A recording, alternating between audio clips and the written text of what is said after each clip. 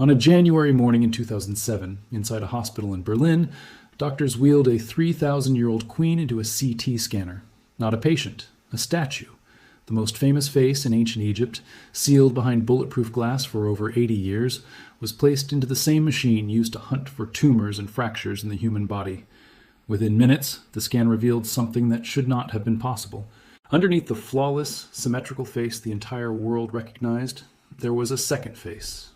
Older, rougher, carved with wrinkles and a crooked nose that had been deliberately hidden from view for over 3,000 years. When the imaging team at Charité Hospital realized what they were looking at, the room reportedly went quiet. Nobody was expecting a hidden identity buried inside a national treasure. And once you understand what that second face actually means, you will never look at this statue or any ancient portrait the same way again. To understand why this discovery shook the archaeological world, you first need to understand what the bust of Nefertiti actually is, and why so many people consider it the single most important surviving image from ancient Egypt. Nefertiti was queen of Egypt during the 14th century BC, married to the pharaoh Akhenaten, a ruler who tried to tear down Egypt's entire religious system and rebuild it from nothing. Akhenaten shut down temples that had operated for over 1,000 years, exiled the traditional priesthood, and forced the country to worship a single sun disk called the Aten, instead of the pantheon Egyptians had prayed to for generations. He also abandoned Egypt's ancient capital entirely and built a brand new city out of raw desert called Akhenaten, known today as Amarna. Nefertiti stood beside him through the upheaval, and in several surviving temple carvings, she is shown performing religious rituals traditionally reserved only for the pharaoh, a detail that tells historians she likely held real political and religious power of her own, not just a decorative title. The bust that carries her name was pulled out of the sand on December 6, 1912, by a German excavation team led by the Egyptologist Ludwig Borchardt. His crew had been digging through the ruined workshop of a master sculptor named Thutmose, a name we know for certain because it was carved directly onto an ivory item found at the same site. Inside that workshop, the archaeologists found the ordinary debris of an active studio, unfinished statues, broken tools, plaster casts, practice pieces frozen mid-creation, and then, half buried under sand and collapsed mud brick, they found her, sitting exactly where she had been left when the city was abandoned. That location matters enormously. This bust did not come from a royal tomb or a temple sanctuary, but from a working artist's studio, which strongly suggests it never reached whatever destination it was originally intended for. It might have been an official portrait waiting to be delivered, or a teaching model used to train Thutmose's apprentices. Whatever its purpose, it sat untouched in that dark workshop for roughly 3,300 years. The other objects recovered from that same workshop hint at exactly how a piece like this was made. Archaeologists pulled several plaster face casts from the site, and many appear to have been taken directly from the faces of real, living people. Unlike the smooth, idealized style typical of formal Egyptian royal art, these casts preserve genuine human asymmetry and real skin texture, the kind of natural imperfection you'd expect from an actual living face rather than an artistic ideal. If Thutmose regularly worked from lifelike casts on other commissions, it raises an obvious question. Could the hidden second face buried inside the Nefertiti bust have been built the same way? Could it be the closest surviving record of what the real queen genuinely looked like? Borchardt himself seemed stunned by what his team had uncovered. In his personal diary from that same day, he wrote that words could not properly capture it, that you simply had to see it to understand. What happened next turned into one of the longest-running disputes in the history of archaeology, and more than a century later, it still has not been resolved. Egyptian officials have argued for decades that Borchardt deliberately downplayed the bust's importance during the official division of artifacts between his German team and the Egyptian government, a standard practice at digs during that era. Critics claim Borchardt described the piece as a plain painted plaster object rather than a museum-defining masterpiece, specifically so Egyptian officials wouldn't realize its true value and would let it leave the country. German authorities have always rejected that account, insisting the process followed the legal rules standard for that time, and that Egyptian representatives had every opportunity to examine the finds before the split occurred. Neither side has ever fully backed down. The bust arrived in Berlin in 1913, but stayed out of public view for over a decade, held quietly in private collections. It wasn't until 1924 that Berlin finally put it on display, and the reaction was immediate. Crowds were captivated. Newspapers gushed. One publication called it the most lifelike object ever recovered from ancient Egypt. Then World War II arrived, and heavy Allied bombing forced German museums to move their most valuable treasures underground for safety. Nefertiti spent the rest of the war hidden inside a salt mine in Thuringia. According to accounts that later surfaced, even Adolf Hitler had grown personally fascinated with the bust and reportedly refused to consider returning it, treating it almost as a prized possession of the Reich rather than a piece of shared human heritage. After Germany's defeat, the sculpture ended up in the collection based in West Berlin. And through the Cold War, it stayed on display on the western side of a city split in half by a wall, while related Amarna artifacts sat separated across that same wall in the east. It wasn't until German reunification that real effort began to bring the divided collections back together, and the bust found its current home inside Berlin's Neues Museum in 2009, in a domed hall built specifically to showcase this one object. Egypt has never stopped asking for her back. In 2003, Zahi Hawass formally requested that Germany return the bust, arguing the original transfer had never been handled properly. Germany said no. Hawass tried again in 2011. Right as Egypt was consumed by its own revolution, and the negotiations collapsed before they really began. Germany's position hardened further over the years, with officials at one point stating that the bust was simply too fragile to survive the trip, that even a temporary loan back to Egypt could risk permanently damaging a 3,000-year-old plaster and limestone construction. But the campaign never died. In September of 2024, Hawass launched an international petition seeking more than 1 million signatures, publicly describing the bust's removal from Egypt as brazenly stolen, a striking shift from a man who years earlier had said he didn't believe the piece was technically looted. Campaigners now estimate the bust's value at around $400 million, and with Egypt's Grand Egyptian Museum fully opening in November of 2025, drawing well over 15,000 visitors a day, the pressure on Berlin has only gone down. This dispute sits at the center of a much larger global argument about where ancient artifacts truly belong.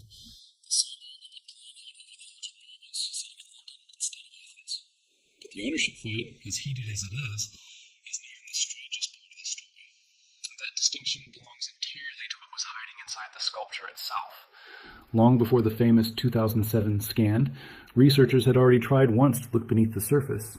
Back in 1992, an early CT scan revealed that the bust had a surprisingly complicated internal structure, far more complex than a simple stone support core should require. But the scanning technology available at the time simply wasn't precise enough to explain what it was picking up. That early scanner could only generate a cross-section image roughly every 5 millimeters, which sounds fine until you realize the crucial detail everyone had missed was sitting only 1 or 2 millimeters beneath the surface. Scientists knew something unusual was down there. They just could not tell whether it was a rough structural block or something far more deliberate. Everything changed in the mid-2000s. Dietrich Wildung, who directed Berlin's Egyptian Museum at the time, was adjusting the lighting on the display case one day in 2006 when he noticed something nobody had paid attention to before: faint wrinkles along the neck and small signs of age near the eyes. That single observation was the spark. It led directly to a full CT scan conducted by Dr. Alexander Huppertz, director of Berlin's Imaging Science Institute at Charité Hospital, using a modern 64-slice spiral scanner, the exact kind of machine hospitals rely on to study tumors, blood vessels, and the finest structures inside the human brain. For the first time, researchers could examine the interior of this 3,000-year-old sculpture with genuine medical-grade precision.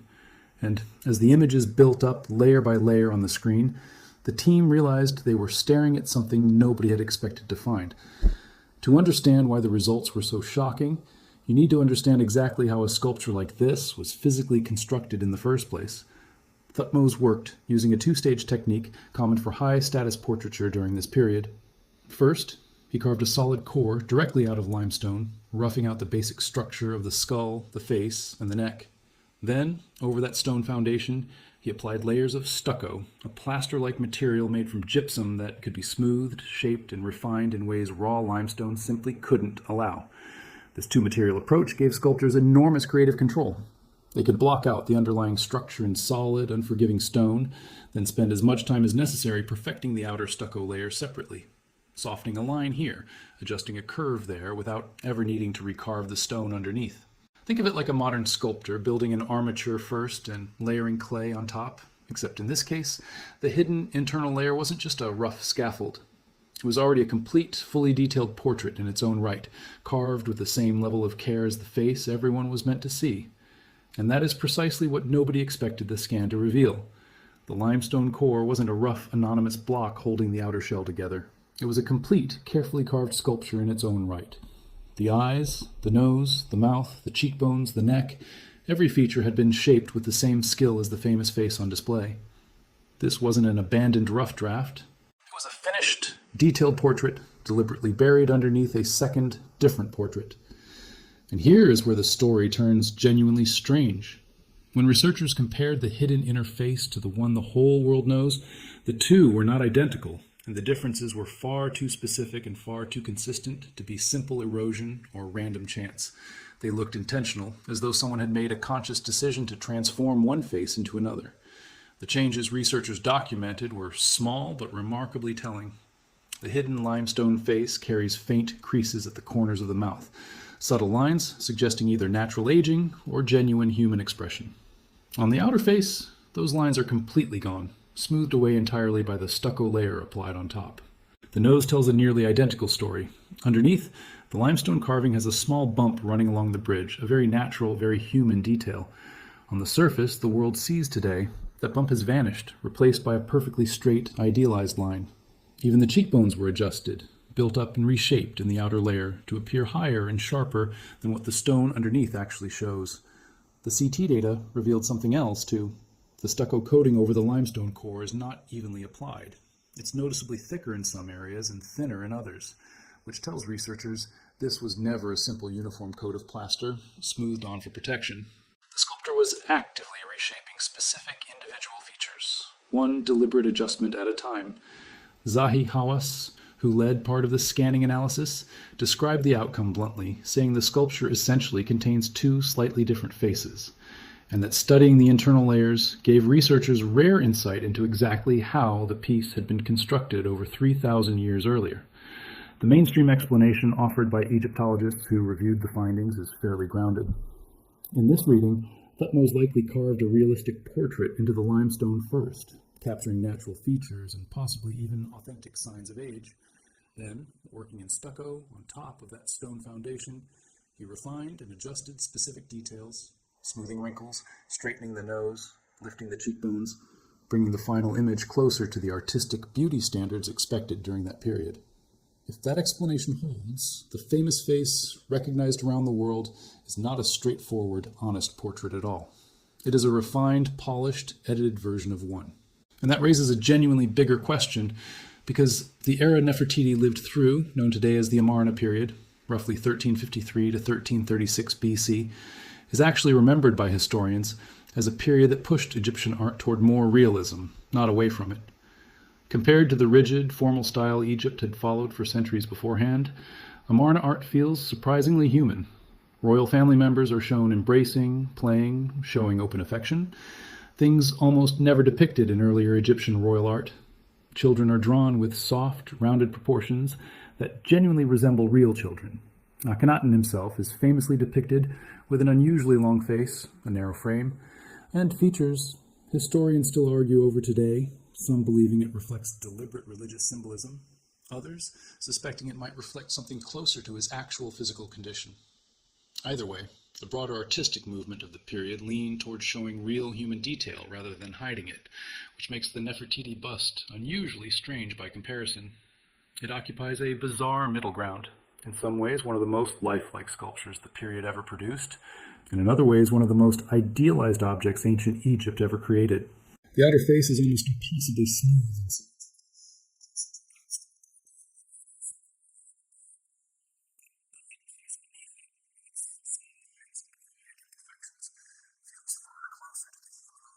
artistic spirit that defined the Amarna period in the first place. So here is the real mystery sitting at the center of this entire discovery. Why would a master sculptor carve a realistic, detailed portrait first, and then deliberately cover it up with a second, more perfect version built on top?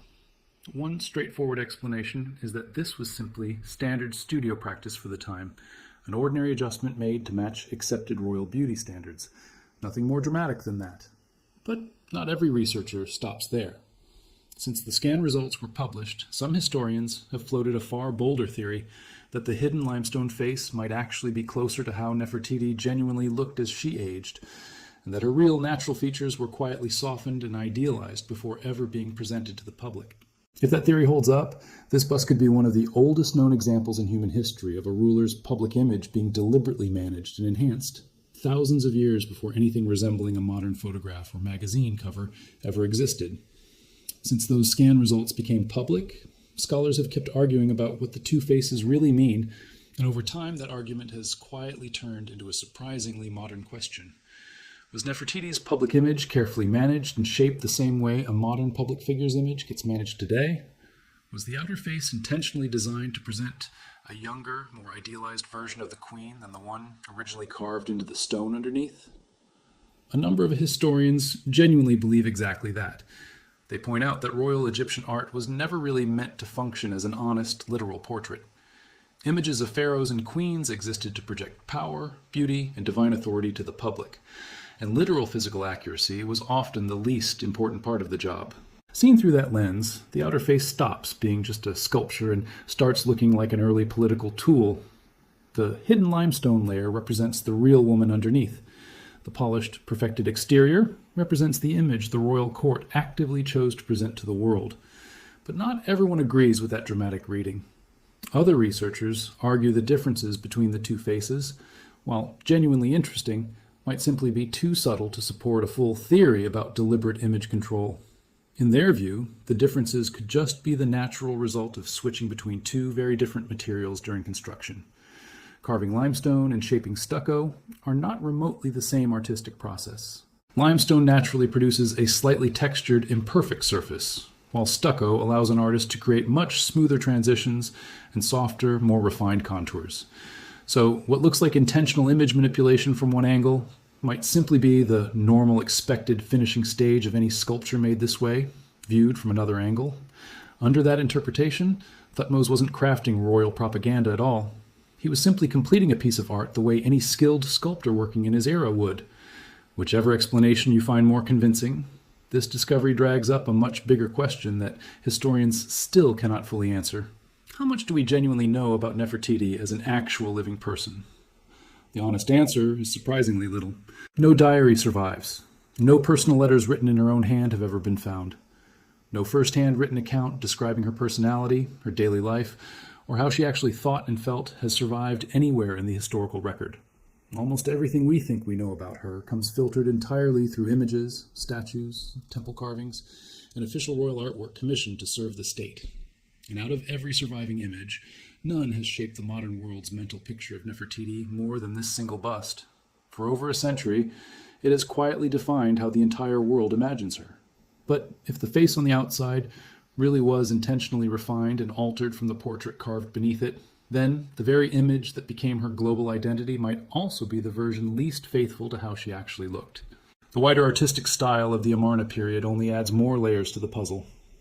Official artwork from Akhenaten's reign frequently shows the royal family with exaggerated features, elongated skulls, long thin necks, sharply defined facial structures, repeating across temple reliefs from the same era. Historians still debate whether those features reflect genuine physical traits within the royal bloodline or a religious convention unique to the period. But here is what makes this bust so interesting. The famous outer face doesn't actually follow that exaggerated Amarna pattern at all. It lacks most of the stretched, stylized characteristics you'd expect from other art of the same era. Instead, it presents a more balanced, conventionally attractive image that lines up remarkably well with modern beauty standards. So, was this bust built for a different purpose than the formal temple reliefs from the same era? Or did the final stucco adjustments deliberately steer it toward a more universally appealing look? Nobody can say for certain, and that lingering uncertainty is a huge part of why this story remains so compelling more than a century after the bust first came out of the sand.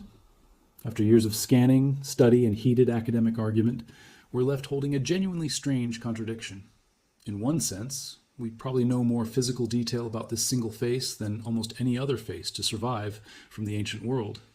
Researchers have mapped its internal layers, tested its pigments, measured its interior structure, and traced the thickness of individual paint layers down to fractions of a millimeter in certain spots. And yet, with all of that precision, we still cannot say with real confidence what Nefertiti actually looked like. because the face the entire world recognizes is not the face that was originally carved. And the face that was originally carved remained completely hidden for well over 3,000 years. There is actually a third way to look at this whole mystery, one that skips past the argument between propaganda and honest imperfection altogether. Maybe the two faces were never meant to be understood as competing versions at all, but simply two different stages of a single, ongoing piece of art. Under that reading, the limestone carving was nothing more than the structural foundation Thutmose built on top of, the necessary starting point before he applied stucco to refine and complete the piece. The hidden face was never designed to be viewed on its own. It existed purely as a private internal layer supporting the public one built above it. If history had unfolded even slightly differently, nobody alive today would ever have known that inner face existed. But history had other plans. First, a German archaeologist packed the piece into a shipping crate in 1912. Then, decades later, doctors in Berlin slid it into a hospital CT scanner and exposed something that had stayed completely invisible for over 3,000 years. So what has actually changed since those scan results were published? We now know for certain this sculpture is not a single, simple object. It is a layered construction, a carefully carved limestone core wrapped entirely in carefully applied stucco.